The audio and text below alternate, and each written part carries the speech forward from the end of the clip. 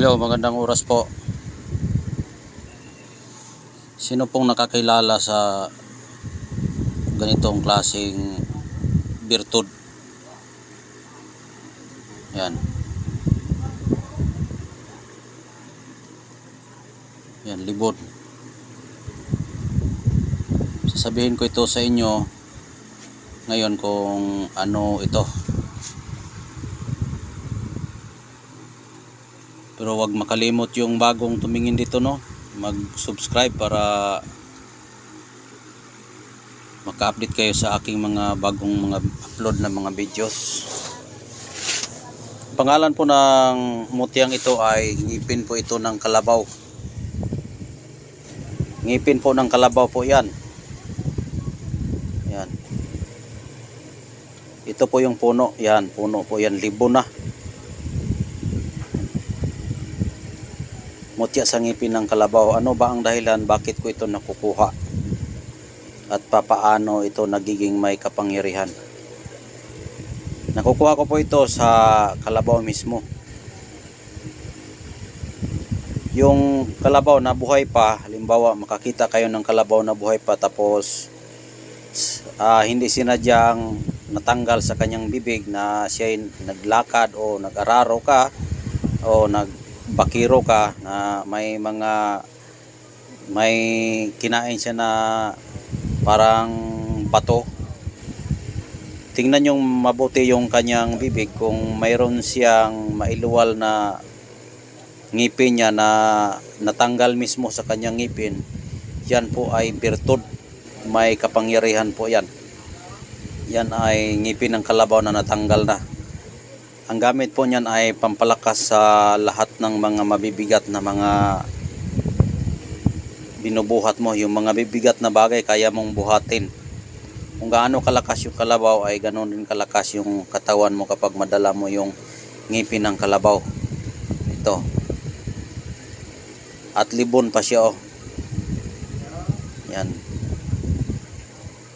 Ang gamit po nito ay balutin mo lang ng pulang tila at itim ng tila.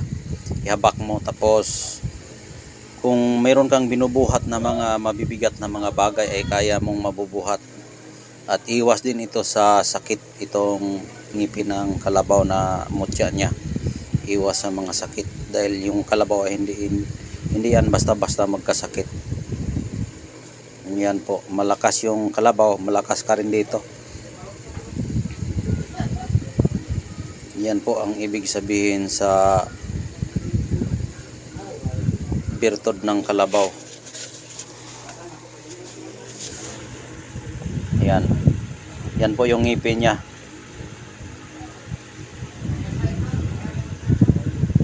Libon pa siya, libon. Minsan dito may butas yan na malaki, pero ito sirado na, oh, maliit ang butas niya. Dito yan siya magkain. Dito, ito. Yung ngipin talaga niya na ginagamit niya sa pagkain niya. Yan. Yung mga maganda ito gamitin sa mga matatanda. Yung mga matatanda na mahihina yung katawan, ito ang gagamitin ninyo para lumakas yung katawan ninyo. Yan. Pampalakas ng katawan yung ngipin ng kalabaw.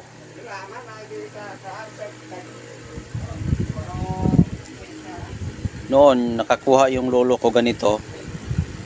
Malakas kumain yung lolo ko, parang hindi mabubusog. Kasing laki ng pagkain ng kalabaw, kasi yung kalabaw parang walang kabusugan. Malaki kasi yung kanyang tiyan, maraming laman. Kaya kapag dala mo ito, hindi ka mabubusog, palagi kang kumakain. Hindi ka basta-basta magugutom. Pero kapag ikaw ay magbubuhat ng mabibigat na mga bagay, ay kayang-kaya mo. Kahit 100 kilos pa, kaya mong buhatin kapag dala mo itong ngipin ng kalabaw. Ayan po yung birtud ng ngipin ng kalabaw.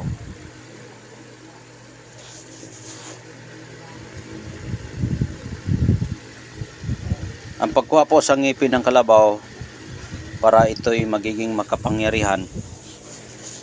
Kung halimbawa may pastuhan sa inyo dyan na maraming mga kalabaw, tingnan mong mabuti yung paligid at yung mga mukha ng kalabaw. Kapag meron yung magkisap-kisap yung bibig ng kalabaw, ibig sabihin po yan may ngipin po yan na natatanggal sa kanyang ngipin. Kaya aabangan mo yan kasi iluwal nila yan. Kapag makita mo yan na iluwal na yan, kunin mo agad yan.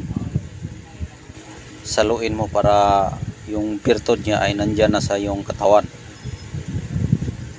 Ganyan pagkuha sa birtod ng kalabaw. Hindi basta-basta magkuha lang ng birtod ng kalabaw ay mamulot ka lang dyan. Huwag. Kasi kapag mamulot ka na hindi mo alam kung anong ngipin yan, baka sayang lang yung pagbubuhat mo o pagdadala ng mga ngipin na hindi tunay. Ang tunay po ng ngipin ng kalabaw na may power, yung ikaw mismo nakakuha kung saan at ikaw ang nakapag-witness kung paano nakuha yung ngipin ng kalabaw. Kasi ang kalabaw kasi kapag magkuha ka sa original ng ngipin ng kalabaw, aabangan mo yung mga kalabaw na nagkikisap yung kanilang bibig.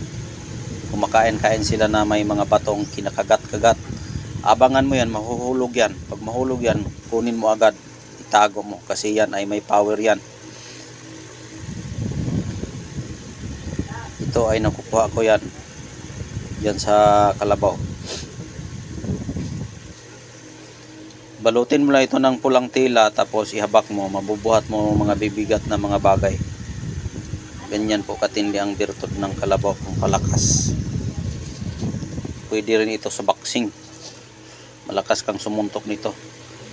Hindi ka basta-basta maluya.